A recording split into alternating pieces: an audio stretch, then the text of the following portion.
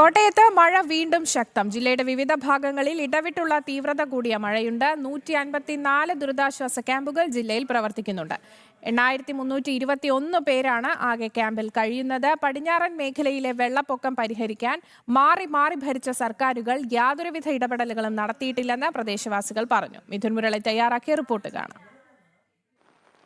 കോട്ടയത്തിന്റെ താഴ്ന്ന പ്രദേശങ്ങൾ വെള്ളത്തിൽ തന്നെയാണ്. പടിഞ്ഞാറൻ മേഖല ദുരിതം അനുഭവിക്കുകയാണ്. കിഴക്കൻ മേഖലയിൽ പാലാ ഈരാറ്റുപേട്ട മേഖലയിൽ നിന്ന് വെള്ളമിറങ്ങി പടിഞ്ഞാറൻ മേഖലയിലേക്ക് വന്ന വേമ്പനാട്ട് കായലിലേക്ക് പോവുകയാണ് പതിവ്. പക്ഷേ വേമ്പനാട്ട് കായലിലേക്ക് പടിഞ്ഞാറൻ മേഖലയിൽ നിന്നും വെള്ളം സാവധാനമാണ് മുന്നോട്ട് പോകുന്നത്. അല്ലെങ്കിൽ മുൻ വർഷങ്ങളിലെ അത്രയും വേഗത്തിൽ വെള്ളം കായലിലേക്ക് പോകുന്നില്ല എന്നുള്ളതാണ് ഈ പ്രദേശങ്ങൾ ഇപ്പോഴും ദുരിതം അനുഭവിക്കുന്നതിനുള്ള കാരണം. ആർപ്പുക്കര, ഐമനം, തിരുവാർപ്പ്, കുമരകം, ഇല്ലിക്കൽ, ഇറഞ്ഞാൽ തുടങ്ങിയ ഭാഗങ്ങളിൽ കഴിഞ്ഞ ദിവസം കണ്ട അതേ കാഴ്ചകൾ തന്നെയാണ്. സമാനമായ അവസ്ഥ തന്നെയാണ്. പടിഞ്ഞാറൻ മേഖലയാണ്. താഴ്ന്ന പ്രദേശങ്ങൾ വെള്ളപ്പൊക്ക ഭീഷണി അതേപടി നിലനിൽക്കുന്നു, അല്ലെങ്കിൽ വെള്ളം ഇറങ്ങുന്നില്ല എന്ന് തന്നെ പറയുന്ന സ്ഥിതിവിശേഷമാണ് ഈ ഭാഗങ്ങളിലെല്ലാം. ഞാൻ ഇപ്പോൾ നിൽക്കുന്നത് ഇറഞ്ഞാലിലാണ്. കോട്ടയം തിരുവഞ്ചൂർ ഭാഗത്തേക്ക് പോകുന്ന ഇറഞ്ഞാൽ റോഡിൽ ഇന്നലെ എന്തായിരുന്നു അവസ്ഥ, അതേ കാഴ്ച തന്നെയാണ്. വീടുകൾ പൂർണ്ണമായും വെള്ളത്തിലാണ്. ഭാഗികമായി പല വീടുകളുടെയും ഒന്നാം നില മുങ്ങിയിരിക്കുന്നു. ഇനി ആരെങ്കിലുമൊക്കെ ഈ വീടുകളിൽ അവശേഷിക്കുന്നത് അത് രണ്ടാമത്തെ നിലയിൽ സുരക്ഷിതമായ താവളങ്ങളിൽ സുരക്ഷിതമായി ഇരിക്കുന്നു എന്നുള്ളതാണ്. റോഡിനോട് ചേർന്ന ഭാഗങ്ങളിലുള്ള വീടുകളിൽ വെള്ളക്കെട്ട് രൂക്ഷമായ ഭാഗത്തല്ലാത്ത, അല്ലെങ്കിൽ പുറത്തേക്കൊക്കെ പോകാൻ പറ്റുന്ന സാഹചര്യമുള്ള വീടുകളിൽ മാത്രമാണ് ആളുകൾ ഉള്ളത്. ഈ പ്രദേശത്ത് NDRF സംഘം കഴിഞ്ഞ ദിവസം രക്ഷാപ്രവർത്തനം നടത്തിയതാണ്. ഇപ്പോൾ മുട്ടറ്റം വെള്ളം ഇവിടെ ഉള്ളപ്പോൾ അങ്ങോട്ടേക്ക് പോകുമ്പോൾ കഴുത്തിന് മുകളിലേക്ക്, കഴുത്തിൻ്റെ അടുത്തുവരെയൊക്കെ വെള്ളം ഉണ്ടാകുന്നു എന്നുള്ളതാണ്. വീടുകളിലേക്ക് അവശ്യ വസ്തുക്കൾ എടുക്കുന്നതിനും മറ്റും പോകുന്ന ആളുകളും അല്ലെങ്കിൽ എന്തെങ്കിലും ആവശ്യത്തിനൊക്കെ വീടുകളിലേക്ക് എത്തേണ്ട, ദുരിതാശ്വാസ കേന്ദ്രങ്ങളിൽ എത്തേണ്ട ആളുകൾ മാത്രമാണ് ഈ പ്രദേശത്തു കൂടി ഇപ്പോൾ സഞ്ചരിക്കുന്നത്. ഏതാണ്ട് പൂർണ്ണമായും 99% വീടുകളിലും ആളുകൾ ഇല്ല എന്ന് തന്നെ പറയാം. ബന്ധുവീടുകളിലേക്കും സുരക്ഷിത കേന്ദ്രങ്ങളിലേക്കും ദുരിതാശ്വാസ കേന്ദ്രങ്ങളിലേക്കുമൊക്കെ ആളുകൾ മാറിയിരിക്കുകയാണ്. ആർപ്പുക്കര, ഐമനം പ്രദേശത്തെ ദുരിതം അനുഭവിക്കുന്ന ഭാഗങ്ങളിലും ഇതേ അവസ്ഥ തന്നെയാണ്. സമാനമായ കാഴ്ച തന്നെയാണ്. അവിടെയും ഒരു 70% പ്രദേശങ്ങളും വെള്ളപ്പൊക്കത്തിൽ തന്നെയാണ്, വെള്ളത്തിൽ തന്നെയാണ്. ആർപ്പുക്കര, ഐമനം പ്രദേശങ്ങൾ, കുമരകം, ഇല്ലിക്കൽ പ്രദേശങ്ങൾ എല്ലാം ഈ തീവ്രത കൂടിയ വെള്ളപ്പൊക്കത്തെ അഭിമുഖീകരിക്കുകയാണ് ഈ നിമിഷങ്ങളിൽ. ഞാൻ നേരത്തെ സൂചിപ്പിച്ചതുപോലെ ആവശ്യ വസ്തുക്കൾ, ആഹാരങ്ങളും ഒക്കെ സജ്ജമാക്കാൻ പുറത്തേക്ക് പോകാൻ പറ്റുന്ന റോഡിനോട് ചേർന്ന വെള്ളം അവസാനിക്കുന്ന ഘട്ടത്തിലുള്ള വീടുകളിൽ മാത്രമാണ് ഏതാനും ആളുകൾ ഉള്ളത്. അവരും ദുരിതാശ്വാസ കേന്ദ്രങ്ങളിലായിരുന്നു. പിന്നീട് ഇവിടേക്ക് തിരിച്ചു വന്ന ആളുകളൊക്കെ വീടുകളിൽ കാണാം. ചുരുക്കം വീടുകളിൽ മാത്രം ആളുകൾ കാണാനുണ്ട്. എന്താണ് അവസ്ഥ? വെള്ളം ഇറങ്ങുന്നുണ്ടോ?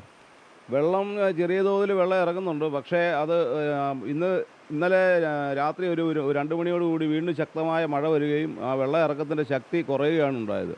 വെള്ളം ഇറങ്ങി വീടൊക്കെ ഒന്ന് വൃത്തിയാക്കാമെന്ന് വിചാരിച്ചാണ് ഞങ്ങളിവിടെ എത്തിയത്. ക്യാമ്പിലായിരുന്നു? ക്യാമ്പിലായിരുന്നു. അവിടെ നിന്ന് ഇവിടെ ബാക്കി അവരെല്ലാവരും ക്യാമ്പിലാണ്. ഞങ്ങളിവിടെ എത്തിയിരിക്കുന്നത് ഇതൊന്ന് ക്ലീൻ ചെയ്ത് ഒക്കെ എടുത്ത് ഒക്കെ ചെയ്യാമെന്ന് വിചാരിച്ചാണ്. പക്ഷേ അത് നടക്കുന്ന ലക്ഷണമൊന്നും കാണുന്നില്ല. തുടർന്നും വെള്ളം കയറുന്ന 6-ാം തീയതി നാളെ മുതൽ അതിതീവ്ര മഴയാന്നൊക്കെ പറയുന്നത് കേട്ടു. അതുകൊണ്ട് നമ്മൾ ക്ലീൻ ചെയ്യാതെ ഇനി വീണ്ടും തിരിച്ചു പോവുകയാണ്. ഏത് ക്യാമ്പിലാണ്? ഞങ്ങൾ കോട്ടയത്ത്. ഞാൻ ക്യാമ്പിലല്ല, എൻ്റെ അടുത്ത ആളുകളൊക്കെ, ഏറ്റവും അടുത്ത ബന്ധുക്കളൊക്കെ ക്യാമ്പിലാണ്. റോഡിനോട് ഇപ്പോൾ പുറത്തേക്ക് ഇറങ്ങാൻ പറ്റുന്നൊരു സാഹചര്യം ഉണ്ട് എന്നുള്ളതുകൊണ്ടാണ് വീടുകളിൽ തന്നെ കഴിയുന്നത്. വീടുകളിൽ തന്നെ ഞങ്ങളിവിടെ ഇല്ലായിരുന്നു. ഇവിടുത്തെ സാഹചര്യം എന്താണെന്ന് അന്വേഷിക്കാൻ വേണ്ടി വന്നതാണ്. ഞങ്ങൾ അടുത്ത ബന്ധുക്കളുടെ വീട്ടിലാണ് ഇപ്പോൾ താമസിച്ചുകൊണ്ടിരിക്കുന്നത്. കിഴക്കൻ മേഖലയിൽ നിന്ന്, പാലാ ഈരാറ്റുപേട്ട ഭാഗങ്ങളിൽ നിന്ന് വരുന്ന വെള്ളം പടിഞ്ഞാറൻ മേഖലയിൽ വന്ന് കുറച്ച് മണിക്കൂറുകൾ പടിഞ്ഞാറൻ മേഖലയിൽ ജലനിരപ്പ് ഉയർന്നു പിന്നീട് വേമ്പനാട്ട് കായലിലേക്ക് പോകുന്നു എന്നുള്ളതാണ് മുൻകാല വർഷങ്ങളിലെ നമ്മുടെ അനുഭവം. എന്താണ് ഇത്തവണ ഈ വെള്ളം ഇറങ്ങാൻ താമസിക്കുന്നത് എന്ന് കരുതുന്നത്? ഇത്തവണ എന്നല്ല, കുറഞ്ഞതൊരു 15 വർഷമെങ്കിലും ആയിട്ടുണ്ട്. ഇത് വേണ്ട വിധത്തിലുള്ള ഒരു ശ്രദ്ധ ഈ ഭാഗത്തുണ്ടാകുന്നില്ല. ഇത് അശാസ്ത്രീയമാണ് ഇപ്പോൾ ഈ ചെയ്യുന്ന പ്രവൃത്തികളെല്ലാം. ഇത് ഈ കതിരയിൽ കൊണ്ട് വളം വെക്കുക എന്ന് പറഞ്ഞ പോലെ ഉള്ള ഒരു പ്രവൃത്തിയാണ് ഇപ്പോൾ ചെയ്തുകൊണ്ടിരിക്കുന്നത്. ഞങ്ങളൊക്കെ എൻ്റെയൊക്കെ ചെറുപ്പത്തിൽ ഇതിനേക്കാൾ വലിയ ശക്തമായ മഴ ഉണ്ടായിട്ടുണ്ട്. ഈരാറ്റുപേട്ട, പാല, തീക്കോയി ഭാഗങ്ങളിൽ മഴ ഉണ്ടാകുകയും അവിടെ ഒരു ശക്തമായ ഉരുളുപൊട്ടലുണ്ടാകുകയും ഒക്കെ ചെയ്തിട്ടുണ്ട്. ആ സമയത്തൊക്കെ ഈ വെള്ളം മീനച്ചിലാറിലൂടെ വരികയും അത് മീനന്തറ പോലെയുള്ള കൈവഴികളിലേക്ക് പോവുകയും ബാക്കി ഉള്ള വെള്ളം വേമ്പനാട്ട് കായലിൽ ചെന്ന് വേമ്പനാട്ട് കായലിൽ നിന്ന് അറബിക്കടലിലേക്ക് പോകുന്നൊരു സിസ്റ്റമായിരുന്നു നേരത്തെ ഉണ്ടായിരുന്നത്.